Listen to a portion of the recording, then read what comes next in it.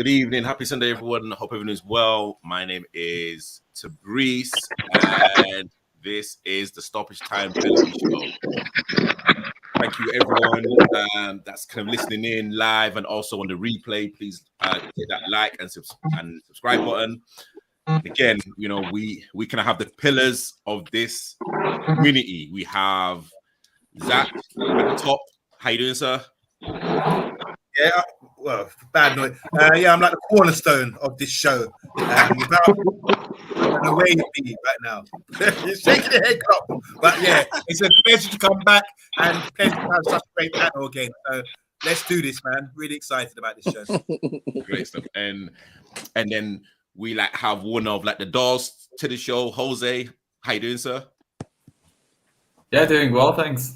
Good to be back. Obviously missed last week, but I'm really happy to be back on and carry on with it. Good stuff.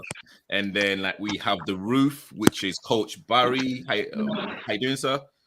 Good evening. I've been bullied back onto the show. Good evening, everyone. Good evening. And then we've kind of got the Attic extension, which is Black. How you doing, sir? I'm well. Welcome, everybody. Good stuff. Oh, and you know what? I can't forget the garden shed, Chris Hamilton. Yeah, you all right? Hi, Chris. I am good. Right, Chris. I am good. How you doing, Chris? I couldn't get the camera to work on my laptop, so I've had to use my phone. So the sound's a bit. The camera weren't working on my laptop for some reason, so I'm just trying to get that to work. It's hard to hear, but yeah, no, I'm fine. Great stuff. Just coming the other end of COVID again after testing positive last week. So yeah. Oh wow. Well, I mean, hopefully you're not feeling bad. Oh, you know, we've like got one of the kind of plastic recycling bins. We have Nana. Yes, Nana. Plastic recycling bin. Wheelie bins. Where the wheelie bins then? How you doing, sir? Good evening, everyone. Hello, Nana. Good evening. Yes, Nana. Thank you to all of you who are kind of on at the panel today. And again, please like and subscribe. So let me go straight into what we are going to be talking about today. So we have Coach Ahmet that is coming on, and he's going to be talking about his journey and also leadership and management in football. You know, I'm not going to talk on like behalf of Coach. He's got an amazing story. He literally was on the show a few months before, and again, just an amazing guy. You know, just crazy amounts of knowledge. And again, you know, we are going to be asking him questions. And again, people who are watching, please get your questions in. We are here for you guys. And then, of course, we can have the Masters segment.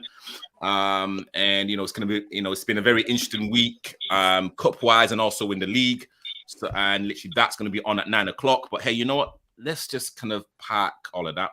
We literally have about 5 minutes before Coach comes on. I want to talk about what's been going on regarding the Gareth Bale conversation. You know, and again, in a kind of nutshell, what kind of Gareth Bale's been talking about is like how the Spanish media. Well, yeah, I mean, I think it was aimed at the, you know, at a paper in Spain about, you know, how like they should be held accountable in terms of like the, you know, their like words and literally what they portray about certain players.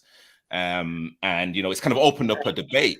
And you know, a very lively debate in actually one of our groups, you know, that I am honored to actually be part of. And I'd love for Black Clock to actually start off the discussion.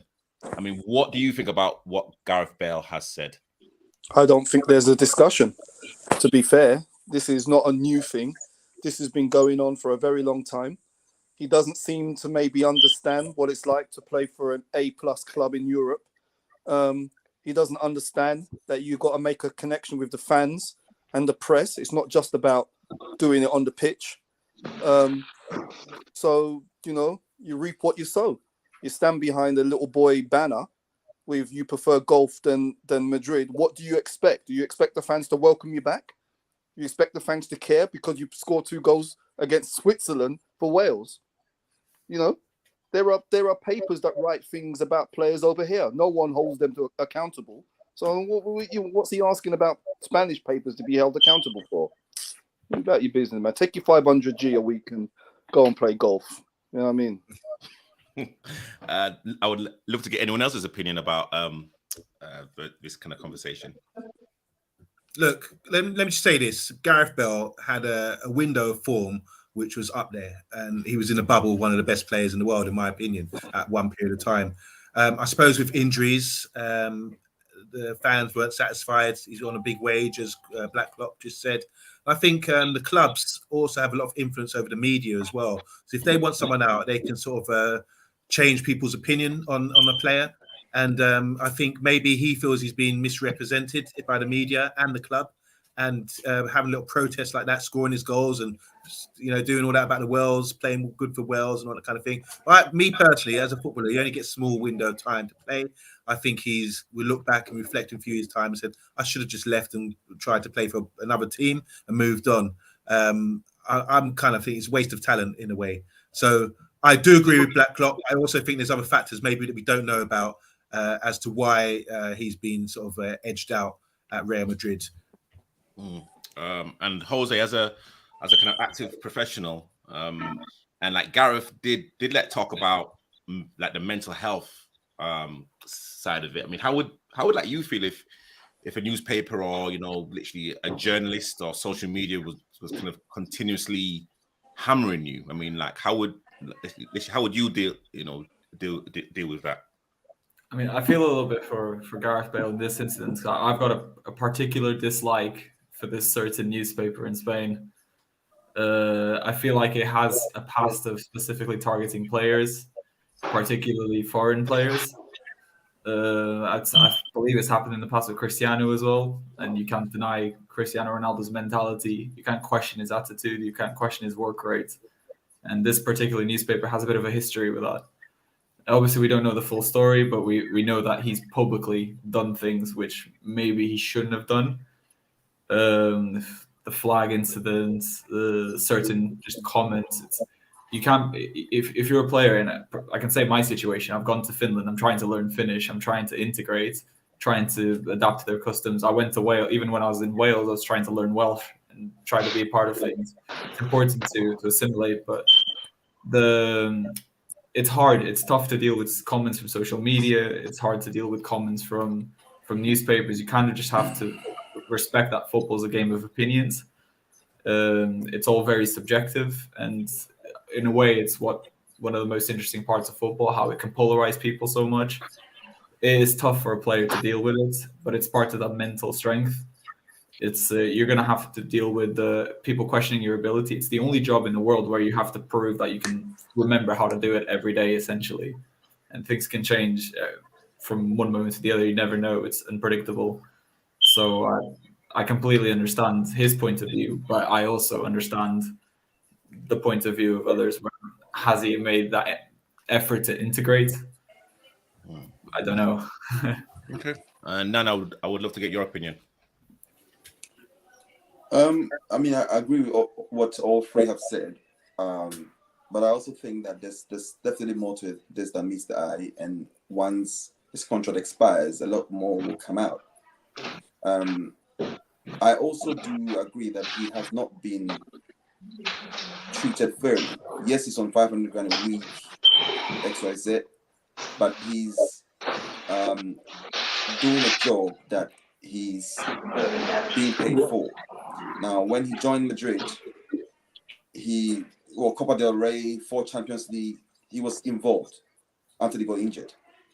And even when he was playing well, there were instances like in the UK where people just didn't like him. Now you can talk about integration and having the fans like you. I've gone there. I'm doing my job. I've won titles for you. Copa del Rey. I remember I watched the game. Solely, he won it against Barca. I mean, give him some credit as well. When things started to go down, when he got injured, it was horrible the way that things said about him, and they kept on. The last I looked, they had drawn a mosquito and with Gareth Bale's face on it. sucking Madrid dry. What do you expect him to do? Yes, I agree that yes, when he had his window, he could have left, but he was injured, and not many clubs around the world can pay the exorbitant sums that the elite in football are able to pay to get him as comfortable as he wants to be. Yes, you can say if you're a footballer, if you are about football, then I mean you can reduce your wages and join another team. But even Ronaldo, when he reduced his wages to join United, it was only about say 50 grand a week. You see what I'm saying? So he's been doing his job. I think yes, there's so many things that he could have done, but also I strongly believe he has not been treated fairly. He's not. I think football, especially, it's an industry where everyone will always have an opinion, but especially in the media, we do expect our superstars and elite players to be performing every single week, which is impossible. I'm not saying that journalists and the media don't have the right to actually say whatever they have to say certain things, but again, he's only human. No matter how much money you earn, it's still you. You've still got your own personality, character, family, and again, it's not been just him. There's other family members that may have been targeted that literally don't live his lifestyle, which is probably the most concerning thing. So I can kind of see it in both ways. But Fabrice, I think he's one player who's actually also sort of stood his ground. And he says, when I'm on the pitch and I'm fit, I've done my bit. I'm doing my bit. I'm trying to get back to what I'm doing. Yes, I don't agree with some of the comments that he's made, but hey, I think it's one player who stood his ground and people just don't like it. It's as simple as that. You pay him £600, 600,000, 500 a week. So what? That's why you value him. That's why he signed the contract. That's what the job he's doing. If he's injured, he cannot do that. And you want to push him out of the club because he's not playing like you want him to play, and then he becomes a mosquito, he becomes a pest. Allow him, man. Yeah. Good on him. If he wants to stay there and get paid and play golf, good on him. The media are ruthless. England, you say that, Nana? Spain, everywhere, they're ruthless. But you say that, Nana, good on him. But how does that when he retires, how does that look on his record then? You think Cristiano, he cares about his record? Cristiano didn't have to go to Madrid. Didn't have to go to Man United. He could have retired. He could have gone to America. He could have gone to Dubai. Could have gone to China. You know what I mean? That's the inner person. There's not everybody can reach to that level and have that desire. Modric, Benzema, all had bad times at Madrid. Modric was said to be the worst in La Liga signing when he first went there. Knuckled down, and look at him. Benzema, back into the French squad now. You know what I mean? Knuckled down and worked. Got that connection with the fans. You know what I mean? Madrid's a different animal, and if you didn't understand it's not working though. It's not like if he didn't understand that, he shouldn't have gone. If he doesn't understand Madrid's not Spurs, Madrid's not Man United, Madrid's not Liverpool. What do you want a man to do? If you're injured and you cannot play, you cannot play. If you're coming back, so what? So you expect fans to say, you know what? You played. Let me tell you, he's been there since 2013. He's played 254 games since 2013. 254 games. He's been missing for a lot of injuries. You expect fans to say, "Oh, that's all right. Madrid. That's okay." Nana, we know fans are very fickle. We know that. And what you've won in the past, we know Madrid. What you've won in the past doesn't mean anything. Champions League, they still won it. Look how many Champions Leagues they've won. They still won it. They're a different animal, Madrid. Different animal.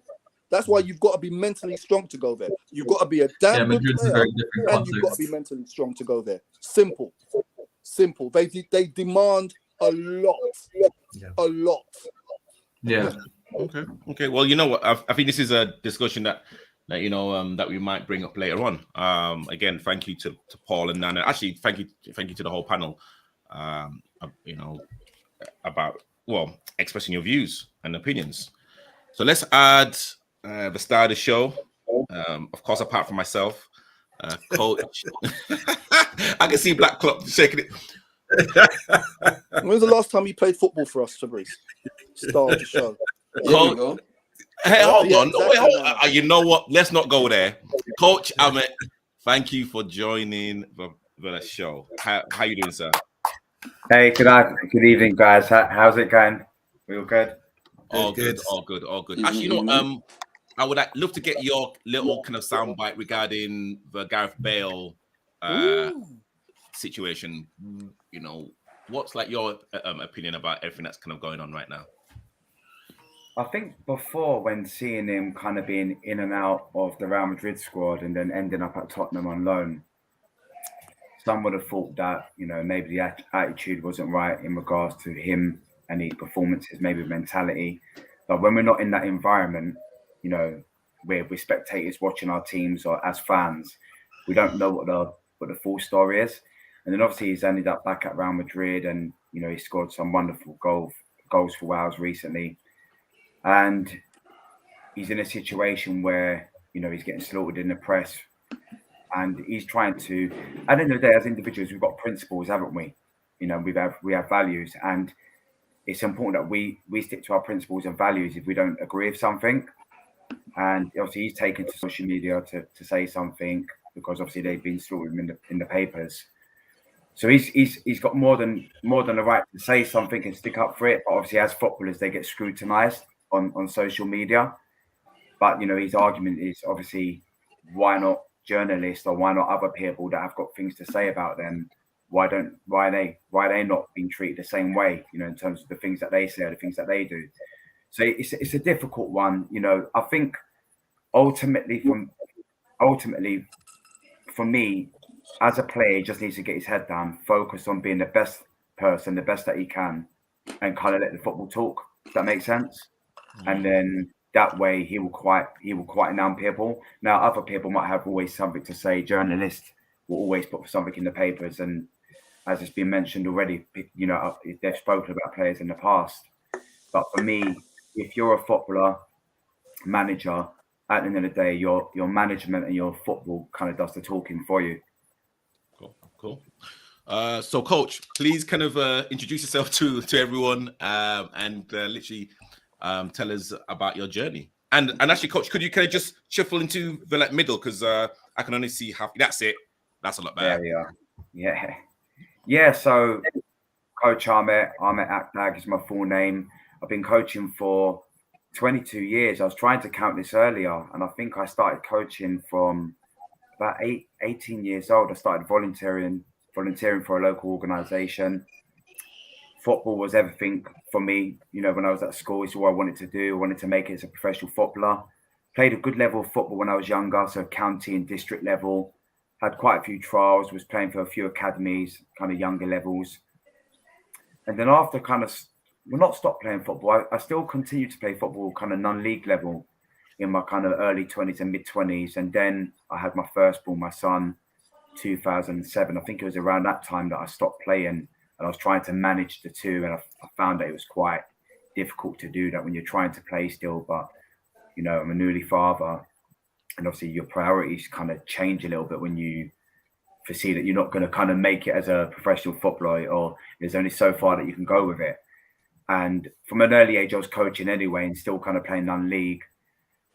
And yeah, once I kind of got into the coaching and started doing my badges from level 1 up to UEFA A license, now level 4, the aspirations have been to manage in professional football, which has taken me to other countries and has taken me to places in England where I've coached at grassroots level, and I continue to do so, running my own businesses in the past and still running a business now, but also working for professional academies and working as a head coach and assistant manager at non-league, and currently managing Grand Athletic on a Sunday.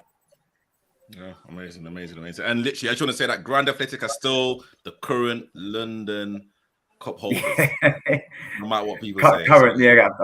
I don't think they've played the final yet, have they? So yeah, we're still champions as it is now. Yeah. And like, could you briefly talk about what's kind of going on this week regarding you kind of heading down to St George's and the kind of Liverpool? Yeah, so at present I'm also on the FA Mentee Development Program, which is for individuals or coaches like me from a Black and ethnic minority background, and at the moment there's a lack of representation in the professional game. So the FA has put some support mechanisms in place, like certain programs. I'm fortunate to be part of the mentee development program, which is trying to give more exposure to individuals like me, both men and women, who have aspirations to go as high as possible in the game. Some want to be a manager, some maybe want to be a coach, some maybe just want to, get as much knowledge and experience as they can and find their pathway in the game. So for me, as I said earlier, my aspirations are managing pro football. And as part of the program, we've had certain exposures into professional clubs, watching some of the academy coaches working. So Monday, Tuesdays from tomorrow, I'm going to be at Colchester, working with the England under 20s, kind of observing and supporting and taking down notes and trying to get as much knowledge and experience from an amazing opportunity. Next week, Monday, Tuesday, so a week from tomorrow, I'm going to be visiting Liverpool's academy both Monday and Tuesday again. And potentially working with, potentially having an interview with Sammy Lee as well, and sitting down and asking questions and just trying to get as much information and develop and be the best that I can. Yeah. Not Man United? You're not going to Man United? Nothing about Man United. I know that I'm going to be watching, I think there's in the pipeline to watch Chelsea and Arsenal, and I'm an Arsenal fan, so that's going to be quite an interesting one. So that's something to look forward to. Man United fans on the panel just putting their eyes down. So, Coach Barry, I would love to get your question to Coach Ahmet. Am I back on? Yeah. Oh, good evening, Ahmet. Evening, Barry. Hope you're well. I haven't seen you for a few weeks. Yeah, you're missing me down there at Norbury. Yeah, I haven't seen you for a bit. Question. Oh my God, I like to ask Ahmet hard questions, don't I? Ahmet, what do you think about what the German Federation have said and the Dutch Federation have said about the overcoaching of young boys, and now they're not going to be doing academies until they're 14? What's your opinion on that? Good question. Overcoaching of boys. Yeah. Academies. At a young age, I said they're not coaching. They're not going to really take them until they're 14. Germany's done some experiments where they've left boys just to play games, just guide them and just let them play on their own. And they said the results have been outstanding for them. So Germany and Holland now are not really taking in boys into their clubs. They're just going to monitor them and then bring them in if they keep up level at 14. What do you think of that? I think it's a brave decision. I think it's a positive decision in the right direction. I believe from experiences in England, I don't have no experiences of working in other countries with academies, but it's certainly in this country, sometimes we look to kind of bring players into those professional academies too soon. And I think sometimes that can stifle their learning and development. I think with children, it's about them enjoying the game and being at their best that they can be. And sometimes that might mean just playing with their friends at grassroots level. And, it's important for them to get, good coaching and professional coaching, and you have the lovely resources and facilities. But I think there's some brilliant coaches out there that don't work in academies. And if anything, there's probably, more coaches that are better than academies that can help develop those children. And I always feel that we take on players too early. And if anything, I think when you get to kind of 13, 14, I think they're the ages where you start to see players develop. And I think they start to come to fruition in terms of their real ability. So I think it's a good decision, to be honest. Yeah, I agree with it, because I think I see too many players that natural ability knocked out of them at a young age. Yeah, and they're still learning, and we're not giving them enough time to work out how to play the games themselves, figure things out themselves. It's always do this, pass to the left, pass to the right, touch it like this. They need that time to work it out for themselves, and what we're doing and what you do on a football pitch, how to win games. And the main thing, what you said, they've got to be enjoying it. You've got to be enjoying it. Because if you're going to football 4 or 5 times a week, at a young, very young age, becomes like a chore. A young kid might say, "Mum or Dad, I don't want to go today," but oh, you have to go because you're signed. So there's that side of it as well. And I think yes, the realism, like how many parents can afford, and how many parents can maintain that, traveling to academies all around London or wherever. It is something that I speak to parents a lot about, and that's something that I've discussed with them in the past when I've worked for professional clubs such as Fulham, and I was running a elite centre where the aim was to try and get the boys in from the elite centre up to the academy. Once they kind of showed that potential and promise. But fundamentally, when players go into academies, some of them are just going in and out, and it can affect them mentally as well. And we've already seen in the past with players being at clubs, children being at clubs, and then the young men, and they've been there since the age of 8, and then they get released at 15, 16, and it can affect them. And, we've had some really sad cases of that. There's been 2 suicides. There's been 2 suicides. And I think that's something that we need to develop and be better at as well. Supporting young men, young women with those challenges and that they're going to face within the environment that they're in when they're there, but also the after effect as well. Very true. Very true. Black Clock would love to get your question. Hello, Coach. My question is, what do you think of England's chances for this up-and-coming World Cup? And do you think they should be going as they talk about the human rights situation in Qatar? If they're talking about it, should they even go? Yeah. I mean, firstly, in terms of their chances in the World Cup, I think when it comes to big competitions, I think England have always got a chance. And currently, if you look at the current squad, there's a lot of ability. Now, whether sometimes players get played based on their current form is always questionable, as we've seen in the past.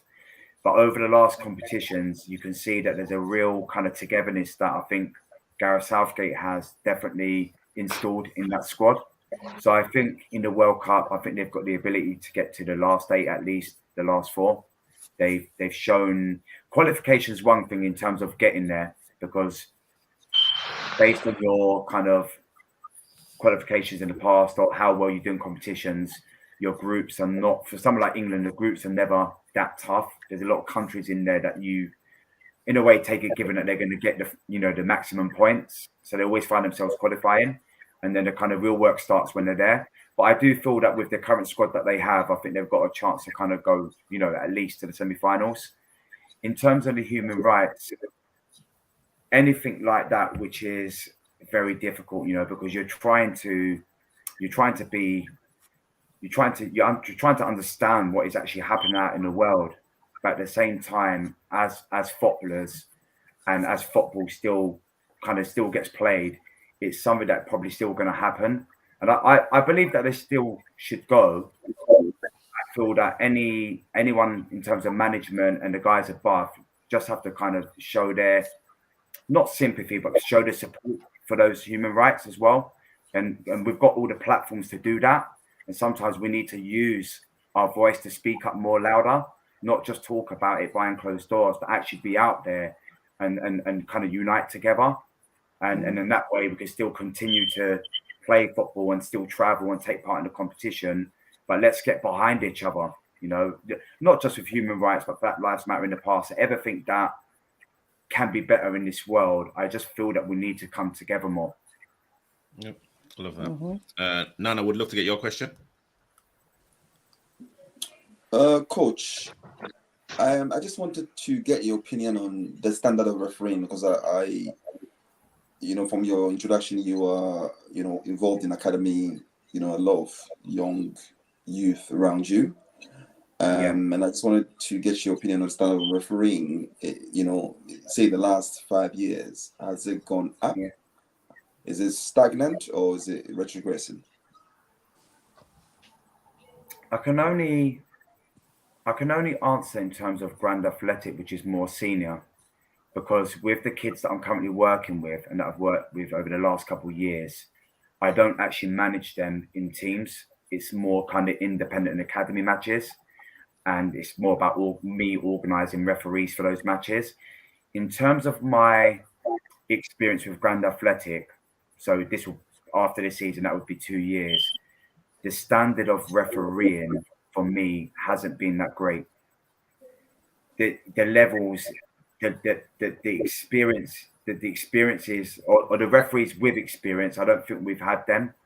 Sometimes it just feels like from afar that the referees that are refereeing our matches have kind of just been thrown in there, and I'm not sure how much support they have. I mean, we had a situation this season where we had a match cancelled earlier in the season, and I still don't know what's going to happen about that match, whether we still have to play it again. So that means that we have to play the same team twice.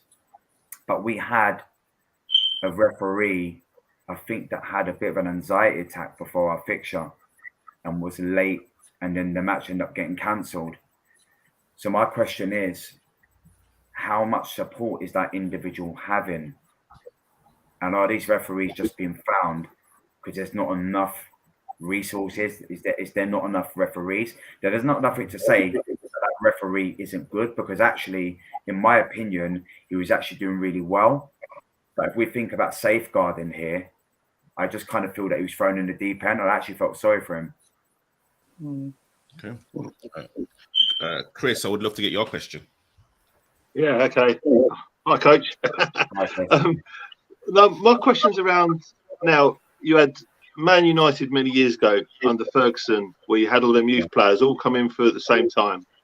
And then you've had clubs like Arsenal, Chelsea just recently that didn't have much choice but to put a few of the youth players in, and it's worked out quite well. Yeah. With all the academies that all these Premier League clubs have, I'm just baffled over the years how they're not generating these players that are coming through, and yet you've got all those kids in the academies. What is in your opinion, what's the reason behind why so few get through and go out on loan and then you never hear of them again and things like that? Why does the system seem to fail them in some way, so to speak? Yeah, by the way, that's a great question, Chris. It's a difficult one because as you said, some clubs with, say, lesser resources or lesser financials kind of have the decision to kind of just blood them. And I'm an Arsenal supporter, so we've seen the development that the first teams have with having these kind of energized and young players with lots of ability and tenacity, and it's helping the team move forward, which is, developing them in the long term. I just feel like it kind of goes back to a little bit what Barry was saying earlier about the academies. I think sometimes we're just in a rush to get so many players into the academy system that sometimes I question how good are they, and then if they are, let's for argument's sake say that they are very good players, how good is the coaching then? Because if the coaching is not good and we're not developing these players, then what are these players doing in these professional environments? Because when it comes to 16, 17, 18 and decisions need to be made on these young men, it's only like a handful of players that kind of then get promoted into like the professional phase. And then once they're in the professional phase, as you said, we don't really see the breakthrough. Not in the kind of so-called bigger clubs anyway, in the Premier League, maybe even the Championship. In the lesser clubs, I'd like to see the statistics. But I just feel there's that it's about being brave. And because football is what it is in terms of it's become such a big business, and managers' heads are on the lines in terms of how well they do. So how brave are they? How brave are they in terms of blooding players into the first team when they know it's about the results business? So it's trying to manage that and balance. Whereas, as you said earlier, some managers don't have that luxury. They just have to go with what they've got. And actually, in the long term, it can turn into a positive situation and it has a positive impact. So it might go the other way as well. But if we're looking at football isn't just short term, it's long term development. So you might fail, if you want to call it that, but in the long term, I'm sure you'll have bigger successes. And I think if you go like back to that Man United situation when Alex Ferguson was managing, the first game, they got beat really bad, didn't they? Was it Aston Villa when he first blooded, Beckham and Giggs and everyone. And over that whole period of the season now, and he stuck with them, they end up doing really well. And then for the years to come. So it's about being brave, and it's about having an ethos and philosophy and believing in that. And I think that all stems down from the top. If it's not coming down from the top and it's wishy-washy and it's just, no one really knows how to manage it. It's just, you're going to then get the situation, players just go out on loan and no one really knows where they are. And then they get sold, and it's just more about a business and not so much about trying to get players into the first team. But I think, Ahmet, a lot of it as well, what Chris is asking, a lot of players fail. Like, we've got the system of under 18s and 23s, which I think are sport boys. When you go and watch the 23s, it's like watching a friendly game. Where back in the day, young boys would be playing in reserve football. I know a lot of semi-pro clubs will get a lot of boys from academies, and the transition from that youth level to men, they're nowhere near the level. They can't even play semi-pro. They might be at Arsenal and Chelsea, but a lot of these boys can't even play semi-pro because they're so used to playing this friendly. It's not real. It's not real. It's not real. So when they go into a semi-pro club or they train with the first team, they're so far off it. So the club just say, how long is it going to take this boy to even get to that level of playing men's football? I think the transition is too wide and it takes too long for them to get to that level. Just one side. There's more to it, but that's just a point I'm making. No, I think that's a fair point. I think you're right. And I think that's why I believe that. And I think clubs have started to do it. There's more clubs now in non-league, and they're building those relationships with their local professional football clubs and academies. So those players are getting opportunities to play at a competitive level with the intensity more than the 23s match. And actually, in recent times, we've seen some players that have gone into that level and actually gone back into the academy system or signed a professional contract. I think there was one recently, a young boy called Martial. He was at Margate. Now he worked with me at Charlton as an under 14s. He was very small, very technical player. He signed for Fulham, isn't it? He signed for Fulham. Signed for Fulham, yeah, that's right. Yeah. And so he went from Margate this season and he signed for Fulham now. Yeah. So there are players out there that have the ability, are able to show what they're capable of doing, but also that environment has to allow them to do that as well. Because how many times we see players go into non-league and sometimes the environment maybe isn't the greatest. And that could be the environment the manager creates. It might be what the club's like, how far the players travel, what support does the player have. Young boys also have to start growing and become young men, because you have to learn that at some point. But sometimes the clubs have to support that as well and find a way to get the best out of that player or players. Zach, I would love to get your question. Yeah, I was just going to throw it out there. How you doing, man? Big up. Thanks for coming on the show. Thank you. I'm all well. It's a three-part question kind of thing. So the first thing, I was just listening to you guys. I think it's a similar, it reminds me of boxing, because a lot of complaints these days about boxing trainers. There's not enough teachers. There's more trainers and coaches, but not enough teachers like Emmanuel Stewart or the old guys. They used to teach you about life and all that kind of thing there. So I was going to ask you if that's an important factor. Also, I was going to talk about confidence. You were talking about confidence with players and everything else, but what about yourself? You've obviously taken your badges and you've got the qualification, but obviously you were talking about anxiety earlier as well.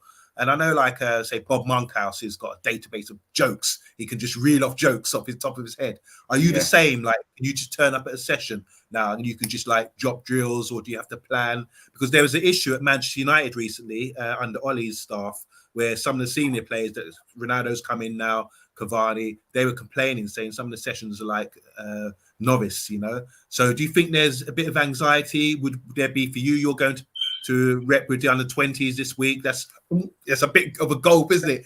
Working with these big-time players. So do you think there's anxiety around that as well, putting on sessions for you? I think if I go back to the first part that you asked about support as individuals and kind of mentoring, if that's kind of what you were saying, it's important that as individuals that we're always there for the players that we're working with and trying to find ways to kind of connect and engage them, because everyone's different and some things will work for some individuals and some things won't work for others. So it's that kind of man management. So when you're managing, it might be called man management, and also within a session you're leading and trying to get the best out of the players, but also collectively, how many times when you're doing a coaching session, you've got so many players And everyone talks about the individual development is so important, which of course it is. We want to do the best for each player, but there's only so much you could do with every player that's in your session. So over time, I think it's about building those positive relationships, and not everything's going to be able to happen in that one session. And you've got to be able to measure that over a period of time. Going back to what you said about anxiety and having jokes, as you said about Bob Monkhouse, for me, in a session, when I'm leading a session, coaching a session, I'm a serious guy. I'm a serious guy, but at the same time, Sorry. I was saying that Bob Monkhouse had a database of jokes in his head. Yeah. He had books on it. So I'm asking, like, in comparison, do you have a database of drills in your head? That kind of. Oh, right, okay. That's what you mean. Yeah. Yeah, I guess so. Yeah, because I think when you've coached for so long, there's so many practices and drills that maybe you've done, and then but I always try and plan before the session what I want to work on, and then I think as coaches, we're always going to have that difficulty and challenge of trying to adapt. But I think the more you're out on the grass and the more you kind of put in those yards, I think everything becomes more natural, more easier, because you might be in a certain pitch or certain place, and the pitch might have certain lines on the pitch. If you're like, I can actually utilize these lines, and it's just something that's ingrained. Whereas, if you haven't got those in place, those resources or those lines on the pitch, if there's something that you wanted to work on naturally, you might have a certain number. You think, let me go with that one. Let me quickly just change it up and go with this one. Or I'm still going to go with the same one, but I'm going to have to adapt because the numbers are different. And I think that comes more naturally because I've done that for so long. And that would be my advice to anyone that's coaching or wanting to coach. Go out there and do as many sessions as you can, and not just the area that maybe you want to prioritize.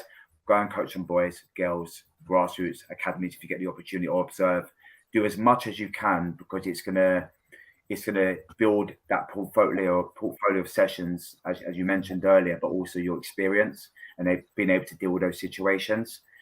I think, what was the other part that you mentioned? Coach, as well? so leading on to that, you've got to coach the under 21s, under 20s soon, or say when you're coaching, I've seen you've done Hudson Odoi and players like that, top players. Do you get anxiety when you're coming up with these guys? Because I was comparing that to what happened at Man United with the senior players, saying the coaching sessions were novice.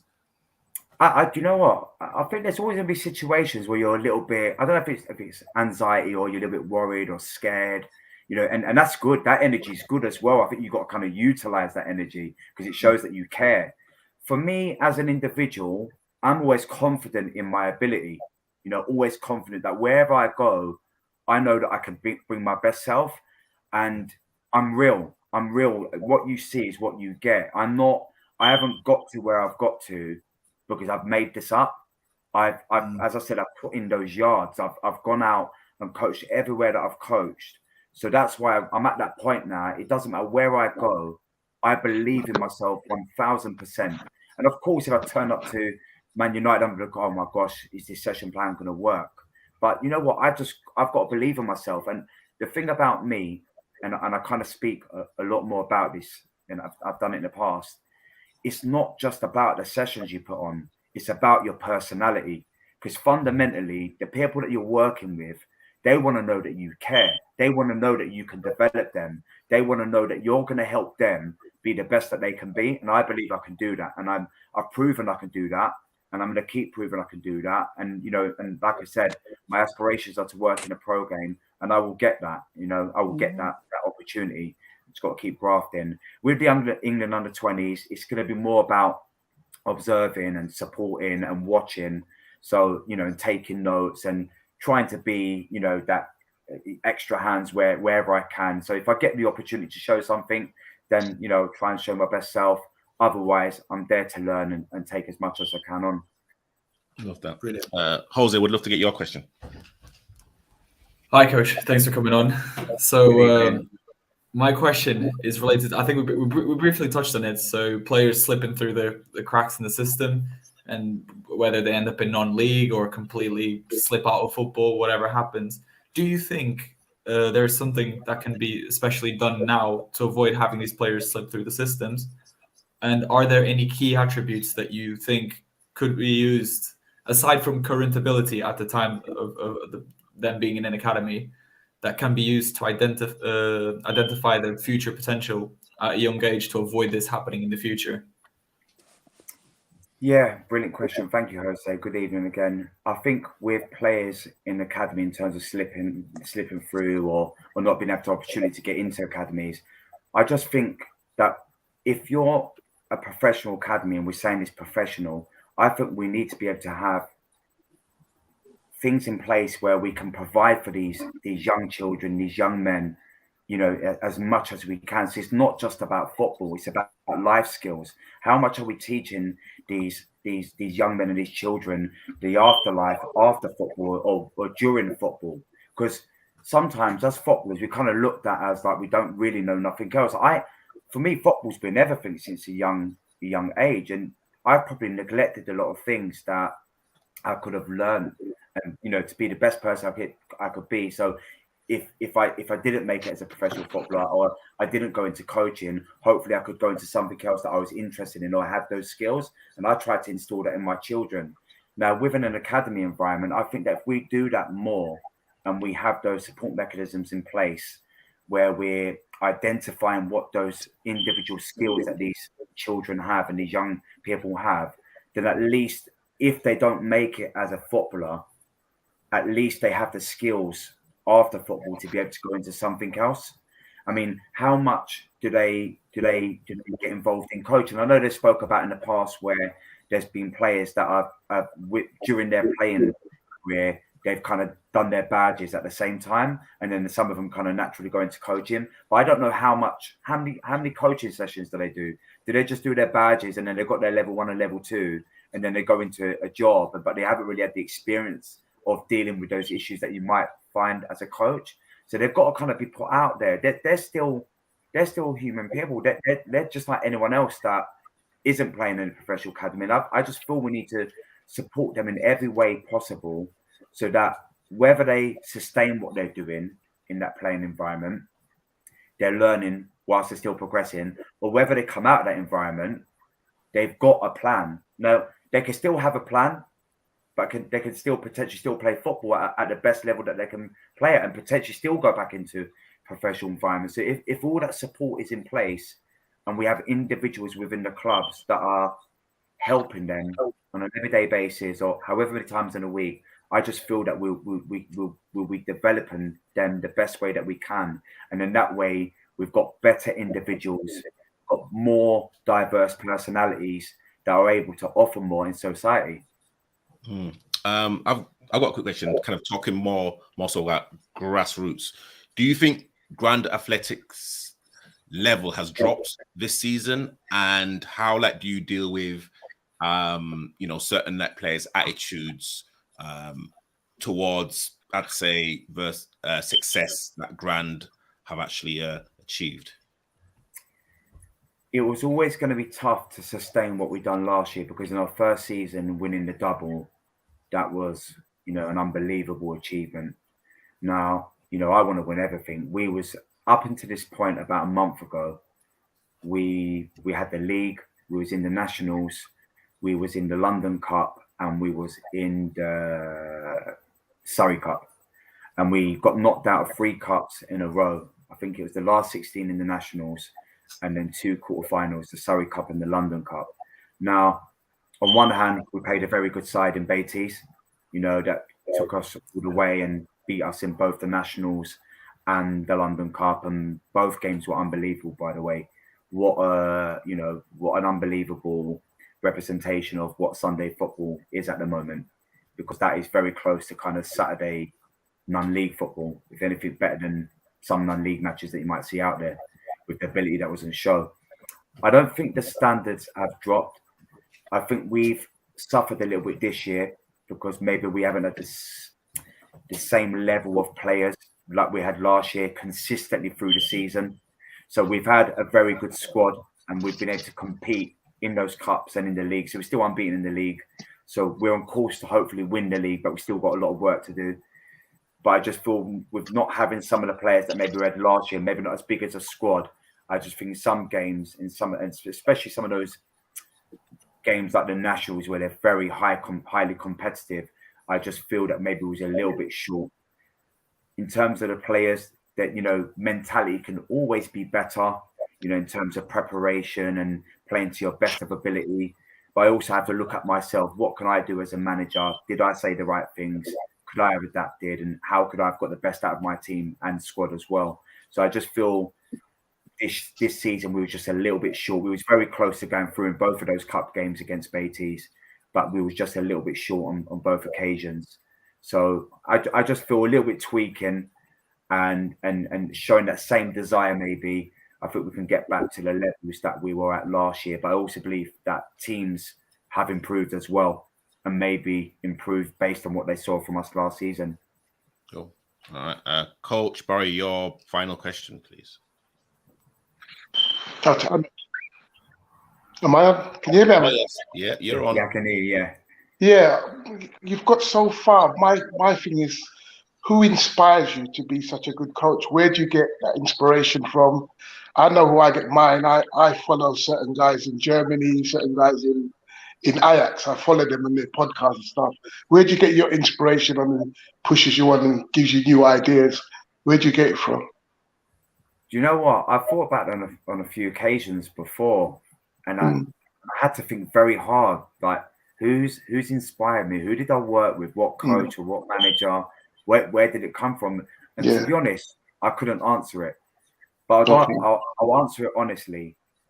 My inspiration predominantly comes from my children and me wanting to be the best that I can be. Yeah. I think as an individual, when you're a child and you want to make it as a footballer and you don't achieve those dreams, naturally, for some individuals, you just want to be involved in football. And I think I said it in our last interview and video, you know, when you want to do something so much, sometimes you're going to try and stay in the game for as long as you can.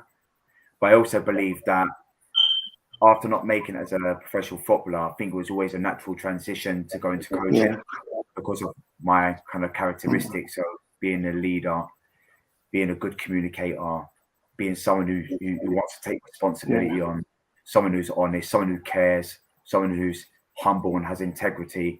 And I think the inspiration comes from me wanting to be the best for myself, but also for the best for the people that are supporting me. So my children. I understand that. What I'm trying to get at is the style of how you coach. I know you're an Arsenal fan. Was it Wenger what inspired the style you coach, and you want your team to play that style? What style? You know What's your style? I honestly believe it's my thing. When I was a young child playing football, we was playing that from the back. You know, when I was like 11 or 12, I was getting the ball from the goalkeeper, and I was right on his toes, and he's like, "Get out of my way!" And I was just wanting the ball. I just wanted to play. That love of the ball, and just wanting to. I always just believed that football is about not just about possession and short or long. There's no right way, but I always believe that if you know, to get the ball and use that ball, that's how we grew up, having the ball, wanting to play with it. So that was always installed in me. And whenever I manage my teams and coach my teams, it's never just playing out from the back and possession. It's whatever the right pass is at that time. You know, if we have to adapt and change and it's about winning the game, we're going to do everything we can do to win the game. I'm not going to shy away from now hitting that ball longer, you know. And I like to think my teams are a representation of who I am as an individual, and who I am as an individual is about working hard, having high standards, being honest, being professional, not giving up, being consistent. And I think the teams and individuals that I work with do represent that. Yeah, sure. I've seen Grant. Remember, I've seen your team a few times. Yeah, and I think sometimes when I don't see that, sometimes there is frustration there. I do get a little bit impatient because I have high demands on myself. So I have high demands on the players I'm working with, and there's nothing wrong with that. In order to achieve in life, you have to graft. You have to work hard. You ain't gonna get nothing. So in a game of football, the game can swing both ways throughout 90 minutes. You've got to be consistent. You've got to be willing to run that extra mile. A game of football isn't just with the ball; it's also without the ball, as you see in the best of teams that we watch. Yeah. Black Clock, I'd love to get your last question or opinion.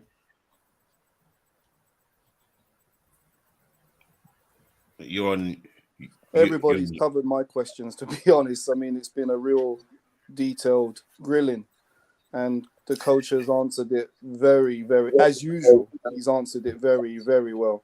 So, as the Dragons say, I'm out tonight. Paul, Klopp never fails, man. Jesus, I know. Nana, would love to get your last comment. I'm not out. Coach, I just had messages from some of my teammates from Catford Wanderers Bets. One of the guys, Yinks, he sends a big shout out. So some of them have played under you. And brilliant! Yeah, I know Yinka. Yeah, and they're full of praise. They're full of praise for you. So thank you. Well done for all the good job you're doing.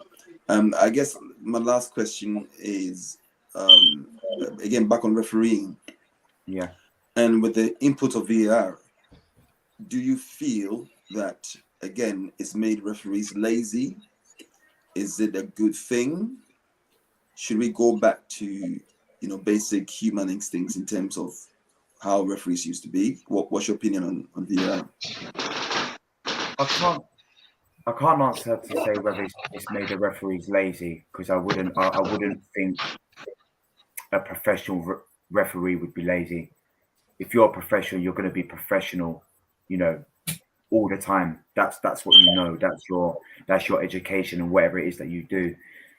I do feel a little bit sorry for some referees at the top level that sometimes that natural feel for the game is maybe taken out by knowing that you have some decisions taken away from you.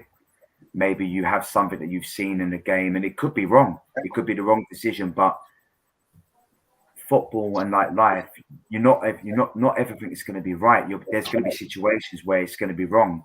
And I think sometimes, okay, we support our teams, and at the time of watching our teams, you might disagree with what you've seen and you can't understand it.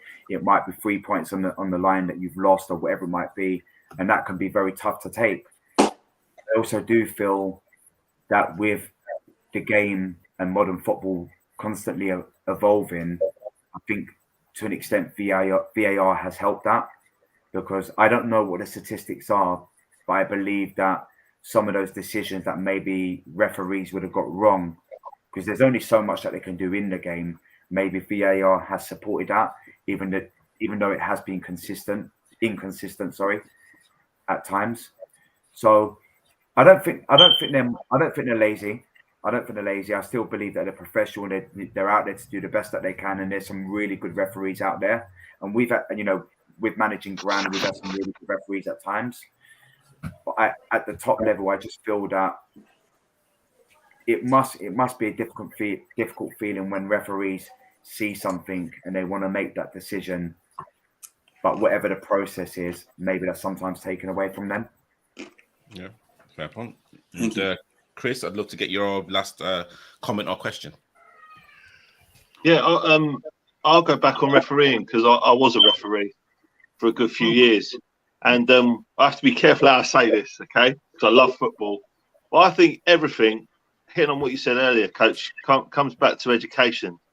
So when you see rugby players, for example, you don't get any of that around the referee. None of it. Just the captains. Everyone else stays as far away as possible. And it's all a respect process. And it filters down from the top right down through.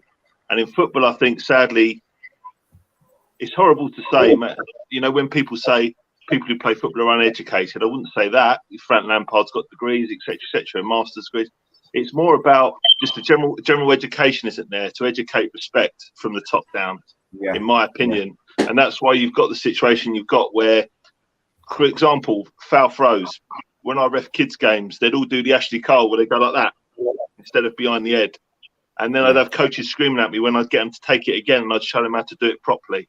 And then I'd say, do it again. And coaches would scream at me going, what are you doing, my kids? And so when you've got the coaches, the managers, Jose Mourinho's a prime example of just your standard Sunday league manager that's going nuts and acting like a child. I just think it all comes down back to what we've done from the beginning, and we need to go back to educate class throughout. No, you're spot on, Chris, and I love that you mentioned that about the throw-in, because you know, I'm not kind of blowing myself up here, but I and it's funny that Nana was speaking about Catford, because last season, Nana, I had to ref the Catford game. I ref Catford against Grand, and Yinka will tell you, and I you know, it's difficult. You know, the referee don't turn up, and you've got two teams that want to play, and at the time, Catford were at the top, so they had a chance of winning the league as well. You know, it was very close between Grand, Brixton, and 2 or 3 teams that was competing, and I think it was a double header. So you can imagine, you know, it's a 6-pointer, but it's like a 12-pointer, if there's any such thing. And the referee didn't turn up, and there was a bit of kind of hoo-ha between the two. And I said, you know, I said, I'll do it. I'll referee the game. And Yinka was the first person to say, you know what, no, let him do it. He will do it properly. You know, he'll be respectful. He'll be honest. You know, and it's for the love of the game. It's not about trying to get a sneaky win or, you know, trying to get the decisions your way. And I'd done it, and there was players that were sometimes effing and blinding. But you know what? Because I was consistent in that game, there was players coming up to me and saying, you know what, brilliant, well done. You know, you was right. Sorry. And it's just about that education. It's just about being the best person that you can be. And sorry, I was supposed to go back to the point that you said about the throw-on, because I've been there, and it drives me mad when I go to Grassroots. Because some of these managers, I don't know what they're watching. In terms of, well, I do know what they're watching. They're watching the game, and then everyone believes that they're the next, you know, Jurgen Klopp, Mourinho, or Mikel Arteta.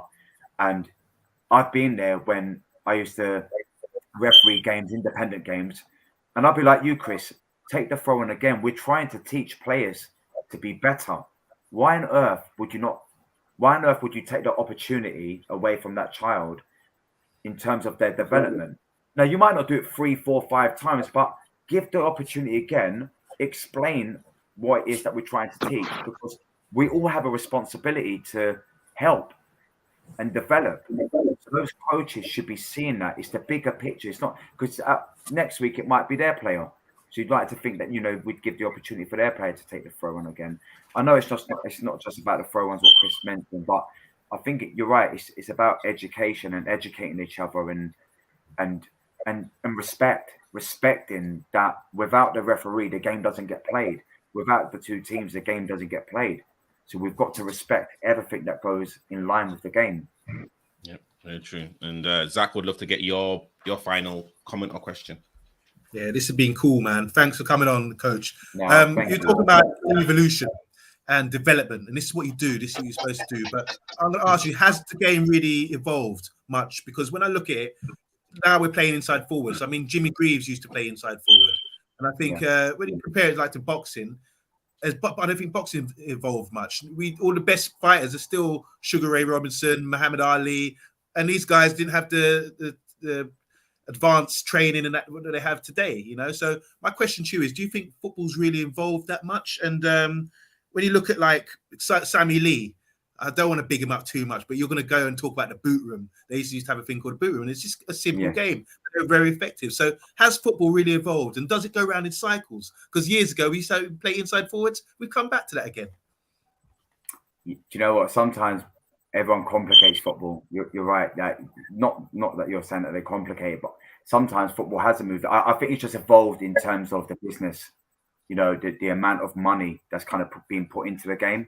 And the amount of money that they spend for players, and then the players that they have in those squads. And maybe one of the things that has evolved in England is the kind of like the around St George's Park, like the education side of more coaches acquiring the A license and the B license. I think that's something that England have done quite well with the DNA. Yeah. In terms of the actual game that we play, I think the game is the game. You know, I think what we see in the game is the game. But you're right. Whatever kind of gets spoken about now, next thing it will change and it will go back to something that someone else has done for many years ago, and then maybe come back to where we are now. So football is a game. There's one ball, 22 players at the top level in terms of 11v11, and ultimately, whether you want to talk about formations and style of play, fundamentally, your players have got to go out there and work. Because we could talk about formations and whatever it be. You know, and there are going to be situations in the game where certain parts of the pitches certain parts of the pitch where players might overload the other team. But that also comes down to independence. Can players problem solve? And sometimes we look to managers and coaches to help with that, but actually players can deal with things themselves as well. So I think I'm not sure it has evolved too much in terms of the game. Yes, things get spoken about a lot, like playing out from the back over the years, and in recent times of some of the formations. So there's a lot of 3 at the back now, isn't there? Whether it be 3-5-2, 3-4-2-1, 3-4-3. But that was what Holland were doing back in the day as well, under Johan Cruyff. So Hungary, yeah. Yep, very true. And Jose, last but no means least. Right. So my final question, I want to ask about comparing 2 different management styles. So do you think that nowadays players are maybe a little bit more fragile, I guess, and it's important to have more of a man management style, more of a people management? And a good example I like to use is Ruben Amorim, Sporting Lisbon's manager now. I don't know how aware people are of him, but he's basically broken a more than 20-year streak of Sporting not winning the Portuguese Premier League.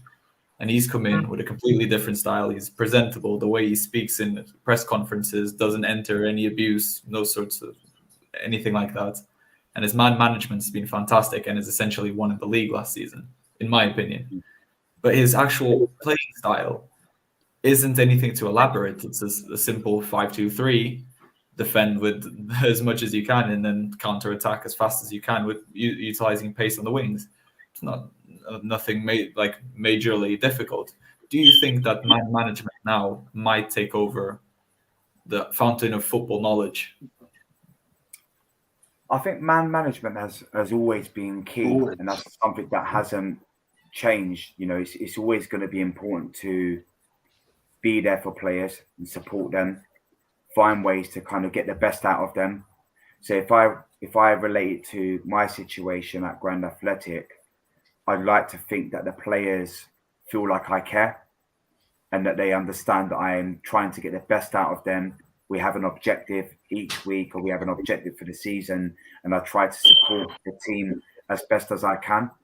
There's going to be times where sometimes I might raise my voice a little bit, but consistently, most times I will try and talk, and I'll try and be, I say professional. If I don't say professional, I'll try to be respectable, not swearing and screaming, trying to get information out with good detail and actually communicating effectively.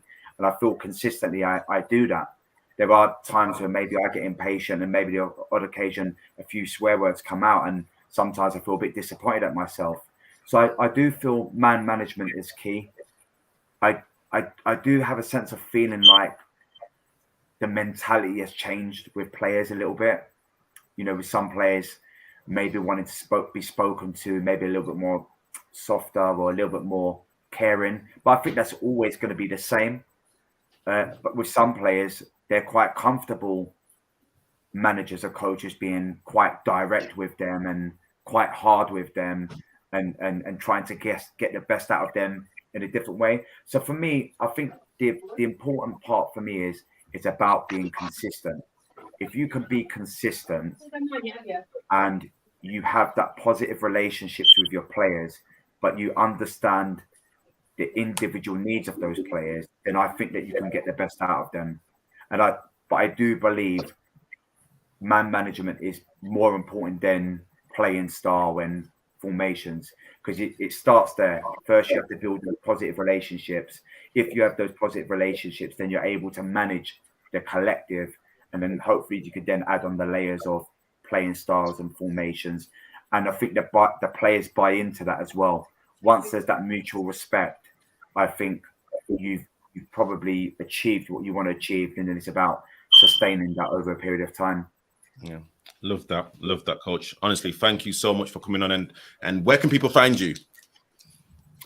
They can find me on Instagram. Do you know what? I always get this. It's Coach.Ahmet81, and my academy is Coach Ahmet Elite Football Development. So working with currently predominantly secondary age players at the moment, 12 to 15. But I also do one-to-one coaching sessions as well. So I'm on Instagram, and I'm also on Facebook as Coach Ahmet. And also as well, please guys go to the amateur football platform. You will see a 20-minute session that I was honored to actually be part of, where like you'll see Coach in his element, and again, you know, some kind of great little gems. And Coach, again, when you were taking Tabriz through his drills, was he able to run backwards? He wasn't taking me through. Jesus Christ! Like, you just automatically think that he was coaching me. He was kind of coaching better players than me. You remember? Like, you know, I was like just behind the That makes camera. You were just there to watch, innit? That makes sense. Coach, What I want to know is, when is Nana's barber turning up? He's got his barber sheet on. What, is he late or something? What's you know what? I was literally gonna say that as well. I was literally gonna say that. I was thinking, what the hell's going on? Jeez. But honestly, Coach, thank you. Yeah, sorry. Right. Sorry to interrupt, Tabriz. No. Go on, Coach. Sorry. Carry on. I had the privilege of Tabriz coming down a couple of weeks back on a Tuesday, you know, taking time out and supporting my work and the journey that I'm on, and hopefully likewise I was able to support in any way possible. You know, Tabriz been able to kind of profile some of my work on his platform, but a 20-minute video that Tabriz is referring to, hopefully that touches up on some of the things that we spoke about today, so that you'll see quite a bit of kind of man management or that kind of player coach relationship, where there's times in the session where maybe I'm being quite direct in trying to get the session plan out in terms of the organization. But then there's the other side of me where I'm, you know, I say I'm being silly or trying to show personality. And I think it's important. I think as a coach and as a manager, you need to have personality. If you don't have personality, then you might not have that trust and building that positive relationship, as I've mentioned before on numerous occasions. So hopefully you see that on the video, and there's, you know, the video shows a side of me that some people don't know, because they know me as Coach Ahmet with Grand Athletic, but actually the side that you see with the younger kids is probably more my character, even though I try to be consistent all the way through with everyone that I'm working with. And I feel that I'm adaptable and able to do that, and fortunate to kind of have that ability. So yeah, so really positive. So thank you for having me on tonight, and it's a real pleasure to speak to you and answer your questions. And by the way, some of those questions were tough. They were. I wasn't expecting probably nearly all of them in what you asked, and it just goes to show we can always learn and develop and kind of keep in touch with the things that are going in on football. So, you know, it's always good to come out of your comfort zone and just try and be the best, because hopefully I answer those questions in the best way possible. And it'd be good to network with you guys and talk more. Yeah, 100%. Thank you. Ahmet, well done, man. Excellent. Thank you. Well, I'm going to see you again, Ahmet. Man. Keep representing, doing a great job, bruv. No, thank you so much. Thank you. Well, Thank you. Coach, we will kind of definitely speak soon. Thanks, guys. Have a lovely evening. Take care. Yeah, good guy. Good guy. Thank you. Bye. lovely, Ahmet, man. Brilliant. All right. So before we kind of go on to the master section, and I know we're about 20 minutes late. And again, thank you to like Zach, Jose, and the Chris. I know Chris. Chris, I don't know what you're doing. Like, you're moving up and down. Then literally, I see a tail up in the air, and then you're kind of. I see his cat's ass in his face. What's going on? My cat. My cat's going nuts. He knocked the phone over. Now look, it's Mother's Day. Ain't even had dinner yet, so I was sorting out dinner while she was walking the dog. So trying to just keep everyone ticking over. Cool. And can I just ask quickly, what's the results this weekend? What was the results? Well, you're not okay. See, you got to jump off. Okay. So literally, all right. So Seagas Independent, it was a 0-0 draw. Independent. Catford won. What score did you guys win? Is it 3? I did see it on Instagram. 7. Yeah. 7. Well done, guys. So yeah. Well, we'll be talking about. But literally, before Chris some goals. Sorry, Chris, because of course I didn't kind of introduce you to the whole panel. you have an event happening this week, Sunday. Do you want to quickly talk about it for literally about a minute in terms of what this game is about? Okay. So I know I spoke before. I organise charity matches just to raise money. I get various people involved, like Ian Selly's there, ex-Arsenal and stuff like that. I don't get any big names. Everyone does it for free. Tabrice is playing. Hopefully. Yeah, you'll be all right. And this match, basically, I was approached by London Fire Brigade to do something for them. So basically what I've got is a complete squad of firefighters playing against my charity team, which will include Tabrice. And we're raising money for the firefighters charity, which supports firefighters that have struggled with mental health as a result of things like Grenfell, for example.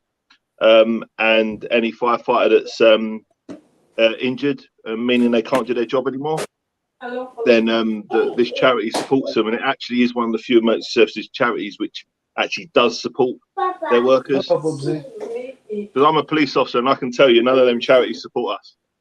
But the firefighters charity does, and that's why it was really important. And and all the stalls you'll see there, I'm now doing this particular thing where all the stalls are actual local charities as well. So on the day, you technically are raising money for about 4 different charities as opposed to just one. But yeah, if any of you, I think Jose, I think you spoke before about wanting to play before or something. Yeah, I'm sure you said something. I'd love it, yeah. Yeah, if we can make it work, I've got ones over the summer, for example, when you're probably not going to be playing. Then maybe we can talk about it. Yeah, because I moved to Finland now. Our season goes through to October, but I will definitely come down if I have a free weekend. I can definitely make it happen. Yeah, I'd love that. So guys, this one's in is at Cashel Athletic. This Sunday kickoff is at 12 o'clock. I'll be down there, so I'm kind of available to the any selfies or autographs that people may or may not want. I'm literally available. So Grace, can I just say, moving forward, it would be nice because you guys are all nice guys and you're all involved in football. It'd be nice to maybe talk about doing something with you lot at some point, where we kind of all get involved in something more centralised, maybe. Yeah. And we could do something around the whole, Tabrice's platform and do something around that with the other Barry and other people, maybe have a chat about something like that in the future. Yeah, that'd be brilliant. Definitely. But hey, guys, let's kind of move on to the master section. We're gonna have a quick commercial break, and again, thank you to Chris, Zach, and Jose. Again, as I said before, pillars of the amateur football channel. Thank you guys so much, and we'll be back in the next 2.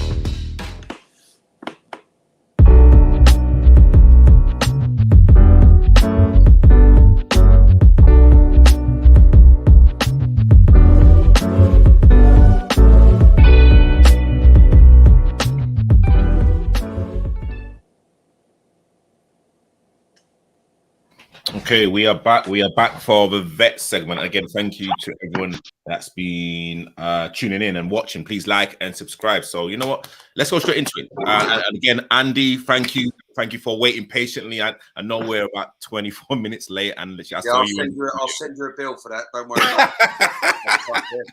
Apologies. So you know, let's go straight into it. So I'm going to literally briefly talk about the Division 1, Division 2 fixtures in the Southern Vets League.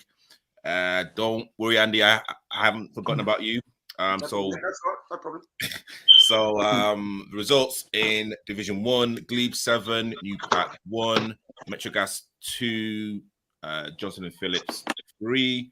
And this is how the league table stands. Charcoal first, LSU A second, Glebe third, Stansfield fourth, Johnson and Phillips fifth, Newpack 6th, Metrogas 7th, Defiance 8th. Going on to Division 2. Oh, sorry. Fixtures next week. Glebe versus Metrogas, Johnson and Phillips versus Charcoal, and Stansfield versus Newpack Vets. And going to Division 2. Leone Stars 0, Sporting Santos 11, LSU B 2, Cray Wanderers 3, Seagas 0, Independent 0, Wallenham 3, Catford 7. And this is how the table looks at this present moment in time. Independent first, Santos second, Cray third, Catford fourth, LSU B fifth, Wallenham 6th, Seagas 7th, Leone Stars 8th, Bow Street Runners 9th, and Norwood Lakers 10th. And the games are on the 2nd of April. Sporting Santos Catford in the Cup, Cray Wanderers, Norwood Lakers, and Wallenham Seagas. And Andy, you guys had a big game yesterday against Mana. I would love to get like a rundown of what happened. Again, a very tough game, very good side, a couple of ex-Premiership players there, Barry Howells and Sean Davis. And they started off, they kicked the ball really well, but they moved the ball quick, and it took us 10-15 minutes to adapt to their sort of style. And we went 1-0 up with from a corner from Danny Mason, nice half volley into the net, and then we seemed to settle, and we moved. We really played well. Then we moved the ball, because with us, what we can do is we've got some legs as well. So if it's not going well, we can just clip it into the channels and move the ball. If you know what I mean. It's 1-0 at half time. And I say the standard was unbelievable. I mean, I can't praise them enough. They were really good, organised, really good side. And into the second half, we went 2-0 up with a scrappy goal, really. I think from another corner, was tapped in by my striker.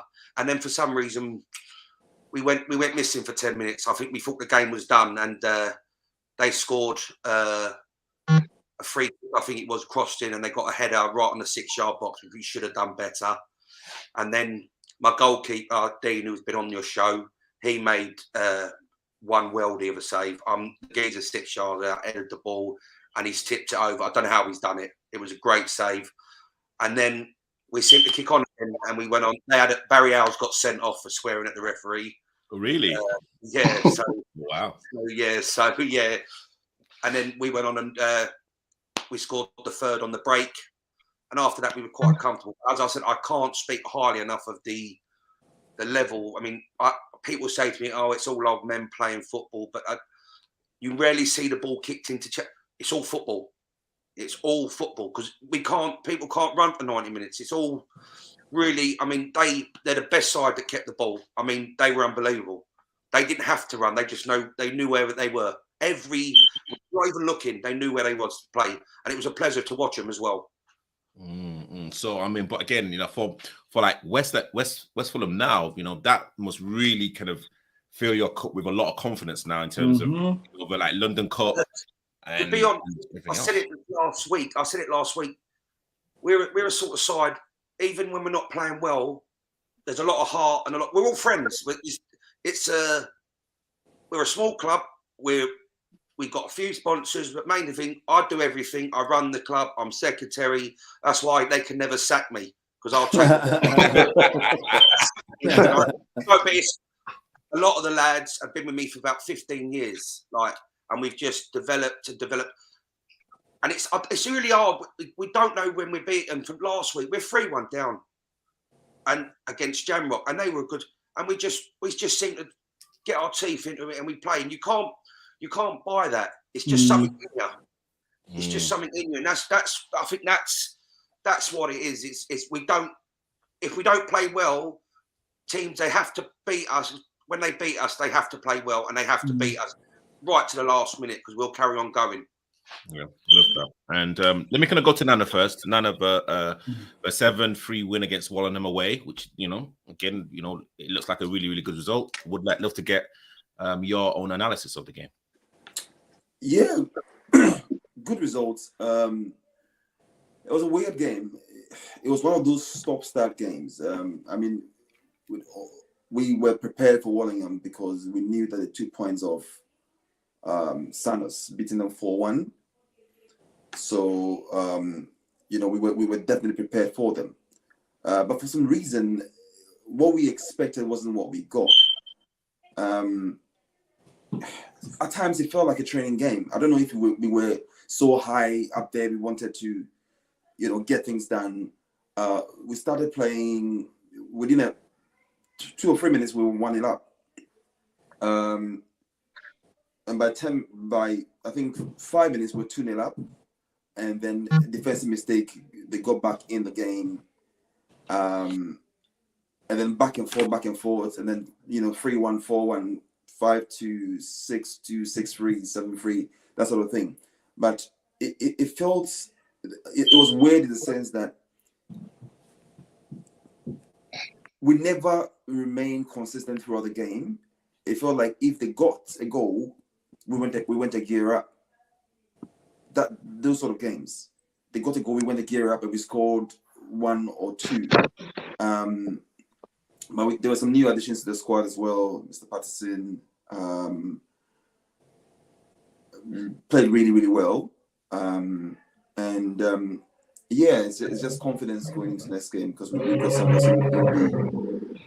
in the semi-final of the League Cup at home, and then we got them again the week after. So, I think we had only 12 players due to injuries and other commitments. So I think maybe that's one of the reasons we had to manage the game as well. That's why we had to, step it up at points, and people like Seb were magnificent. Ty, TJ. It was a good performance all around. I would have loved it to be proper consistent from for 90 minutes, but I understand. In a Vets game, sometimes you don't get that, and the opposition in front of you as well causes you to play a certain way at times. You have to tweak your system to be able to beat teams, and it was our day yesterday. There was no question about it. Yeah. I mean, Catford have come so far after a very lackluster start. Let's be absolutely honest here. But now 100%. Again, in a kind of semi-final, I think they're is it the 4th or 5th in the league? 4th now. 4th, and again, in a semi-final against Santos, which is going to be a tough game. Without giving any of your tactics away, how are you going to approach that game? We're going to dig in. Everybody's out for this game. We have to dig in. This is our home. This has been a process for a while, and it's coming together. I can see how different it's going to be next season already. But Santos are good football inside. The last time we played them they beat us 3-0. 10 up with 20 man. But they played some good football. They were stronger in certain departments, and we look to fix that. You were there. You saw how we turned up for Independent, and we have to turn up the same way for Santos and every other team. To the end of the season, and that's you remaining consistent gets you the points on the board. Is the only way. Dig in, dig deep. Win your battles. The simple things, play basic football, and you'll get there. It's a process, and I believe in this process, and we will get there. Black Clock, before you talk about the Seagas game, Nick has come in with a question which I'd love you to respond to. What's your opinion about Division 1 players dropping down to Division 2 now Division 1 is over before the transfer window is closed? Well, the transfer window is shut, isn't it? So they can't. No? Isn't the window shut?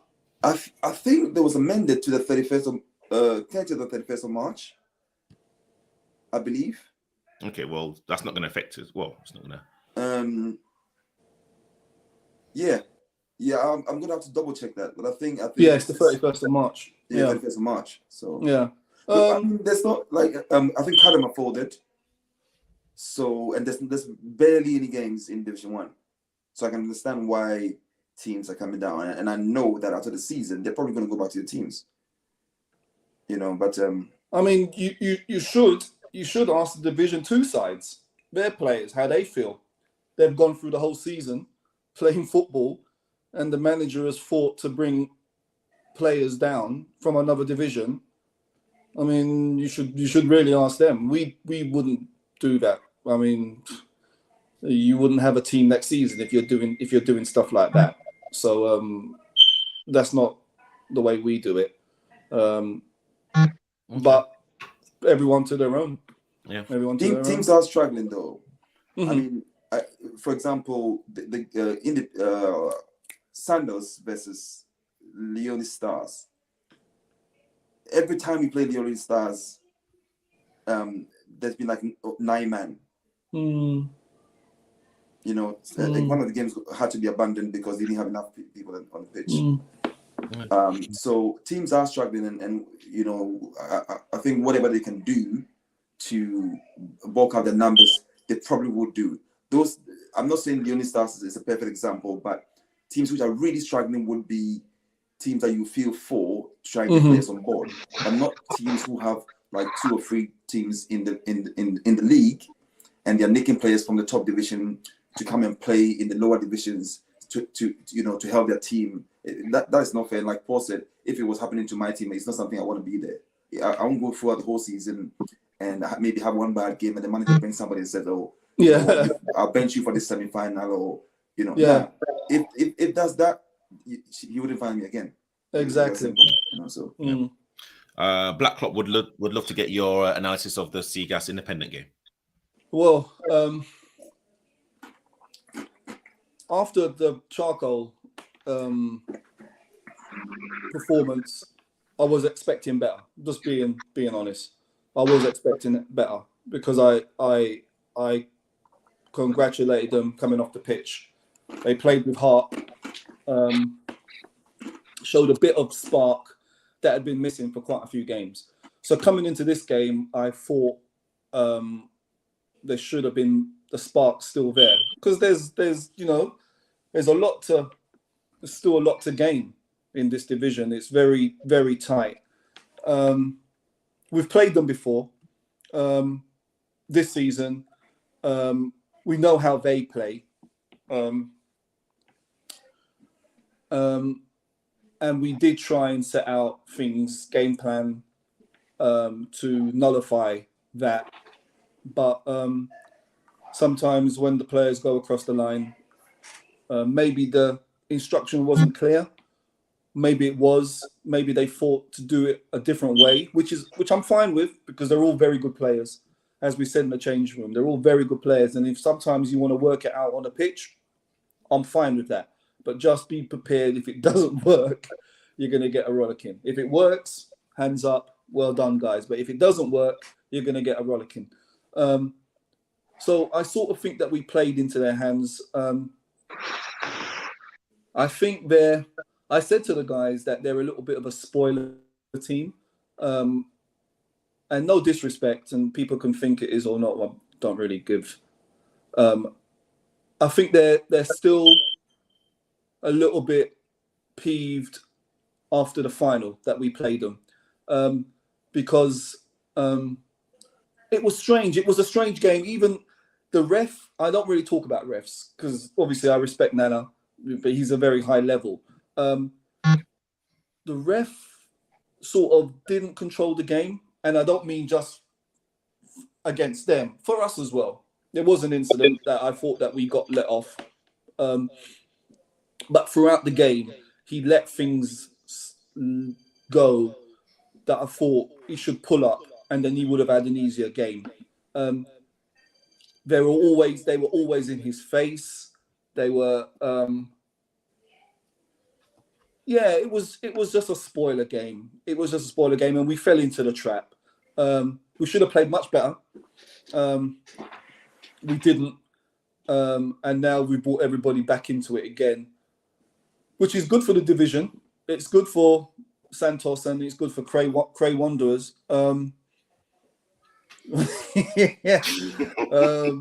So who knows? There's another. Woke up this morning. I said there's another twist going to happen. I believe there's another twist going to happen. I believe there's another twist. So who knows? Should have won. We've got the ammunition to win. We didn't. A point is better than a loss, because a loss at this stage in this situation would have been hell and high water. So a point is better than nothing. I would have expected 3 points against that sort of team. We didn't get it. We have to go again when we play again. We're not playing next week, which might be a blessing in disguise. Give everybody time to reset. And then we go again. 2 games, Wallingham, Santos. But I do believe there's a twist still to happen in the league. So we'll see. We'll see. Yeah. And Andy, I will get back to you, and of course, Coach Barry, I will literally get back to you as well. But to like Black Klopp, do you think it's a little bit worrying that if you're talking about the goals that we've scored, I think we've scored, is it 2 or 3 in 5? And you know yesterday's game, let's be real, like they had opportunities, they had clear-cut opportunities. So did we. But on the kind of I'd say it was kind of very similar to the Catford game where it was very edgy, but then after a while we were like, you know what, we'll just take a point now. Like let's just consolidate and just take the point and then move on. I think the Catford game there was more emotion in the Catford game. I think this game, as I said, was just a spoiler from them. They got nothing to play for. I think they're still. They still live in independent bottled it. Klopp's thoughts. Okay, bottled it. What does that mean? Bottled it. Okay. I think the Catford game was definitely more emotion. This game was a spoiler. They got nothing to play for. I still think that they're sort of crying over the final, which I would be as well. But I think the 3 teams, Santos, Cray, and us, sort of stand out in the division. No disrespect to anybody else, sort of stand out in the division.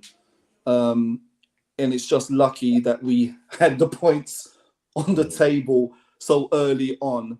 We've been reeled in a bit, but it's not over yet. Everyone's still got to win their games. Yes, they've got games in hand, but they've still got to win their games. Yeah. So, as I said, I still believe there's a twist to happen. So we will see. Yeah. And Nana, honestly, who do you think is going to win the league? It's going to go down to the wire. Mm-hmm. It's going to go right down to the wire. If I'm being perfectly honest, Independent have allowed it to get to this stage. Flying, beating teams for fun. And, the last, I would say, 6-7 games has been quite inconsistent in terms of the number of goals they score, in terms of how they play. It's still a bunch of good players. And I think the aim would be to get to Division 1, which they're bound to get there. It would be nice as any team, any club, to win the league. But Sporting have got some momentum now. Mm-hmm. You lot probably have to rely on us to beat them. Because if not, it's going to come down to the very, very last game, which is the 24th of April, isn't it?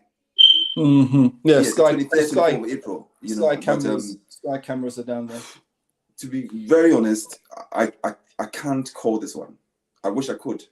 I can't call this one because it's the same points, the same defeats, the same draws, everything. It's really exciting. It's really exciting. It is, yeah. I look at that. I'd love to be there on the last game if we don't have a game. I'd love to watch, happen. It's going to be an emotional game, very physical. Yeah. I mean, you know what? Hey, I think, and again, is he frozen? His missus has cut over the internet. He's been cut off the internet. How am I now? So what I say is that Cray, Independent, and Santos are credit to Division 2, and no matter what the results, I think all three should be in Division 1. Because again, it's going to make it competitive. There's going to be new blood in there, and yeah, it's a great league to be involved in, and again, yeah, I think it's going to go down to the wire, and yeah, certain things were said after the game, and again, credit to management, and also the players to actually sit down after and literally have a very constructive discussion, very, very constructive, and hey, you know what? This is why we love football. We don't want a one-horse race. We don't want teams to be dropping out. This is why everyone kind of gets involved in football, no matter what level. So I mean, the reason, as Andy said, his team, and I've watched West Fulham. I think they're a very, very, very good vet side. Young, get around the pitch, which does help in vets football. But he said that they don't know when they're beaten. The reason for this talk after the game is that our levels have dropped, and as a assistant manager, I like when players admit that the levels of the squad have dropped. If they were just to have gone home on Saturday and said, "Oh, well, points better than nothing," I would have been a bit worried. But we had a very, very heated and strong talk, and everything was laid out. Our levels have dropped, and our levels were so high, way above anybody else. It's just dropped. And listen, it happens. We're not professional footballers. It's happened. You know what I mean? We're still there. We're still at the top, just about hanging on by our nails to go up. You know what I mean? So it's in our hands. Go out and beat Santos. Then it's there. Go out and beat Warden. Don't forget Cray Wanderers as well. Because no. I said to go up. So yeah, no. I'm talking about to win the league because it's the same number of losses as well. And if you guys cancel each other and they win all the games, as you said, I would take. Yeah, I would. To be honest, I'd look and I don't know none of the teams, but I'd rather be in your shoes because you've got the points on the board. I'd rather be leading than being a follower because you can't make mistakes when you're following. Yeah, true.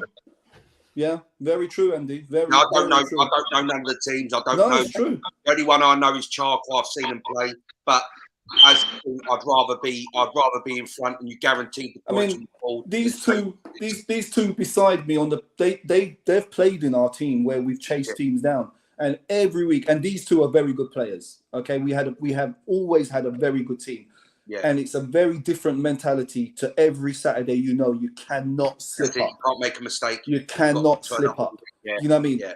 And togetherness, as Nana, yes, he's with another team now, but his DNA, he knows, turning up every Saturday, we will not lose this game. It's very draining. You know what I mean? And this season, I'm glad that we are where we are. So I would take 3 weeks from now, I would take, you know what, Paul, you still went up, than you don't, if you don't win the league. I would still take, you don't. It's disappointing from the position we was. If you've got the point, it gives you that. I think it gives you the edge because when you're below that, when you're chasing, it's hard. It's hard. Yeah. Every week you've got to turn up, and you can have a bad day. The referee can give a penalty in the last minute. It's not in your hand. When you're at the top, you've got them points. It's in your hands. Only you can lose it. Yeah. You win. I don't know how many games you've got left. 3 games left. If you win all 3, you're champions. It don't matter. Yeah, it's good for the division. Yeah, 100%. I'd like to know what Barry thinks about all this. Yeah, I was like gonna ask Barry because he's there patiently. Barry's not happy, man. Yeah. Barry's not happy. It's not that. No, I trust my management team and the squad. I know that we're good enough to win that. Mm-hmm. I know we're good enough to win the league, but our main aim was to get into the top division. Yes. Not just about winning the league. Our aim was to get into Division 1. That was our aim for the start of the season, is to get to Division 1. We're almost there. Mm-hmm. And now, like I always say, when you get to this point of the season, you find out who your players really are. And if the management, I think the pressure's affecting everyone. If everybody's honest, the pressure's affecting everyone. And I give credit to Cray Wanderers because they've come from nowhere. I don't know where they've come from, and they're in the running. Sporting, like I always saw, they were always going to be there. Yeah.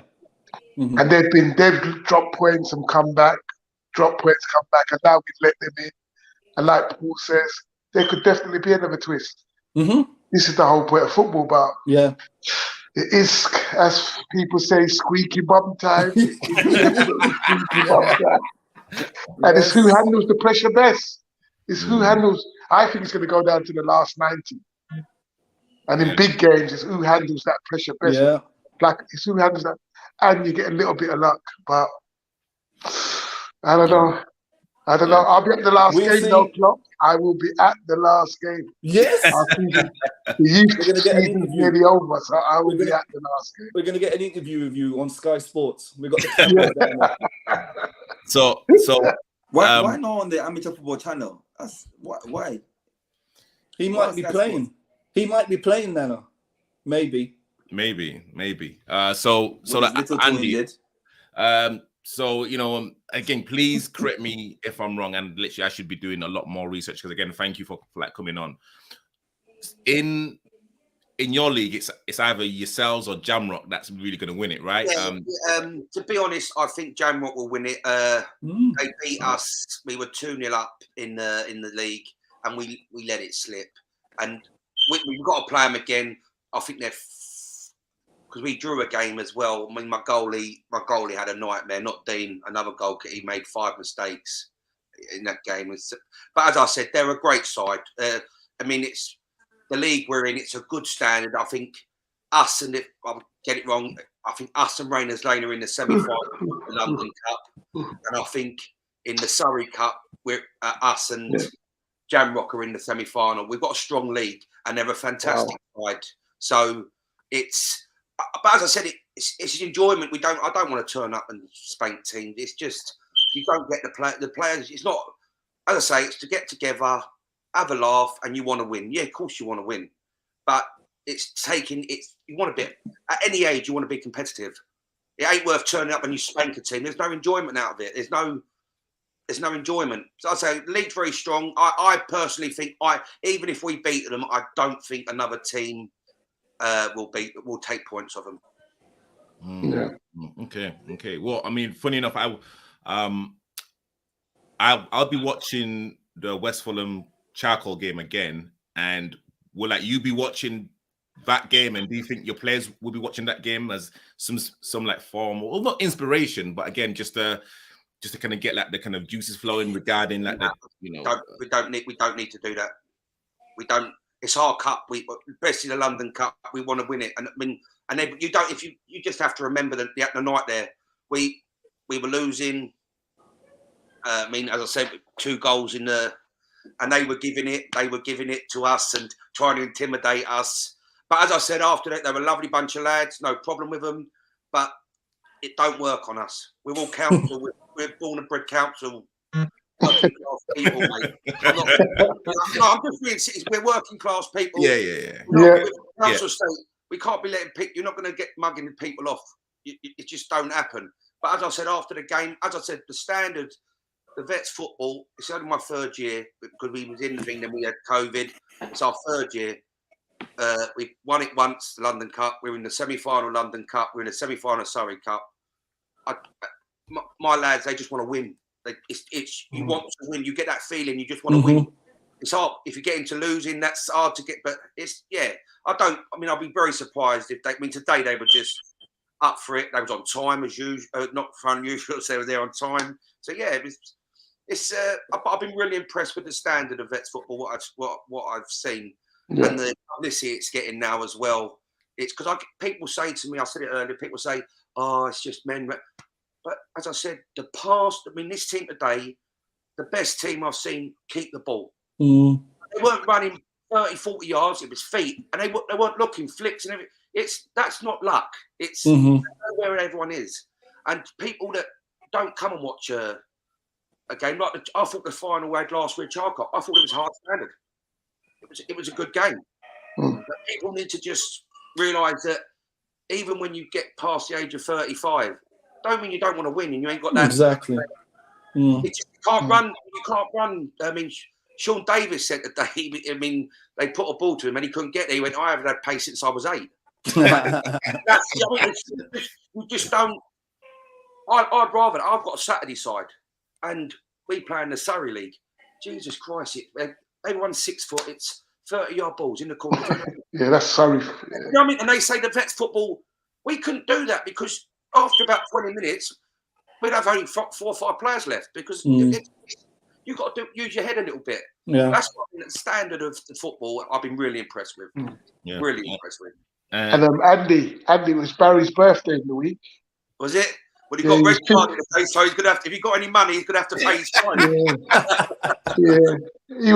He was 50. Yeah, I'll tell you what, he started centre-back today, and I don't know why. Then he went up front, but I'm not being rude, you could see, lads, when he played Premier League, he scored a lot of goals in the Premier League before. Yeah. You had Sean Davis, I think with Fulham and Tottenham, if I'm not mistaken. Yeah. And it's just, as I say, it was a take-out. I mean, yeah, we want to beat them, but they are the best footballing side that I've seen. They keep the ball. I've been telling to Breeze that for nearly a year now. Yeah, Was I telling to Breeze? Yeah, it's true. Yeah. I've been telling to Breeze that for a year. That banner. Yeah, we all had a drink in the bar afterwards. They're a lovely bunch. I mean, we were having a laugh with Sean Davis and things like that. But you can just see. I mean, the referee weren't the best. I mean, you can't swear at a referee. He should know that. But I mean, one of the referees called my player a C word. And if we would have said that to him, he called us I'm not going to say it on the screen. But he's called that one of my midfielders a C word, and I thought, Jesus Christ! Like, if that was us, Andy, to beat Manor, you must have a very good side, mate. Yeah, exactly. You must have a very good side. I've got. I mean, Taggart. And you beat Jamrock as well. Your side must be hot, man. But as I said, I've got Taggart played for thing at Liverpool. He played in the cup final. The FA Cup against Liverpool. Okay. I mean, I've got another. Most of my lads, they're good, but they're good attitudes and they roll their sleeves up. They battle for each other. I mean, you can have bad days, but we've got a knack. Even when we're not playing well, we nick a win. I mean, I've got a good goal kick. It's just we're a lot stronger than we were last year. I mean, I've got, as I said last week, I've got 1 to 15, 1 to 16. I even say 1 to 17. That if they come in, it's not going to be weakened. Wicked. And to Nana, I think someone said Catford are a great team, but in your opinion, what will make Catford great rather than good? Catford are a good team. I wouldn't say great. We haven't won anything yet. We haven't done anything yet. No, but I'm saying what would make? I'm getting to that. Great? I'm getting to that. Consistency would be one. But people also need to realize that the Catford team is very young.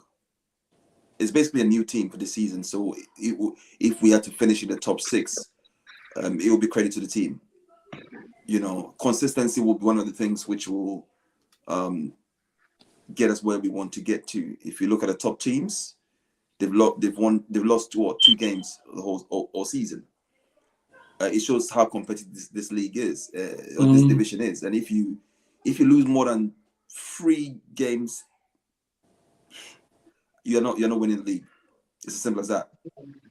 You know, and case in point, I'm looking at Crayon just ran in, and they have some decent games. Like on paper, they should win all their games. Yeah, that's what I'm saying. It's going to come right down to the wire. You know, the dark horses right here. Yeah. You know, but you know, you know, I'll leave the management to continue with the process.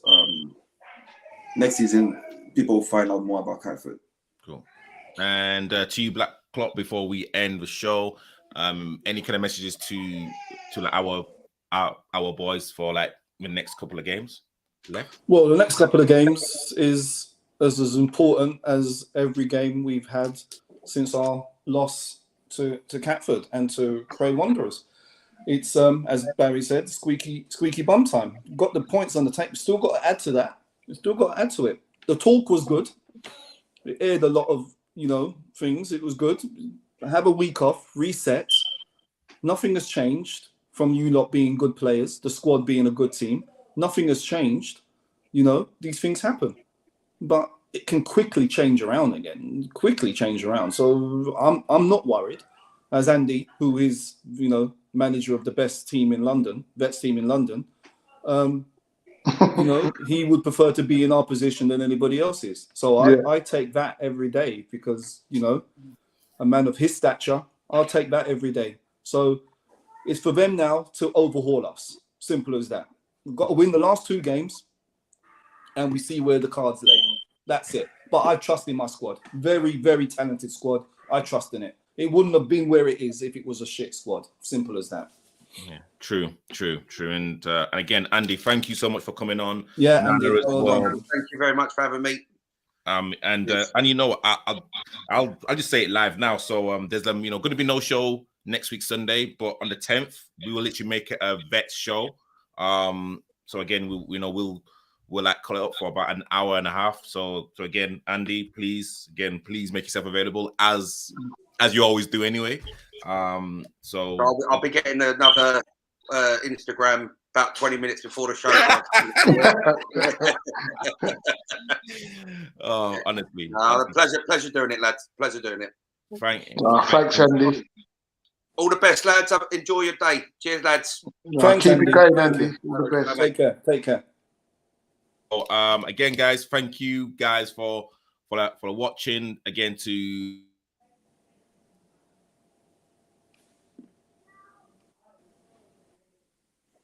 stuff, and we will see you April the 10th.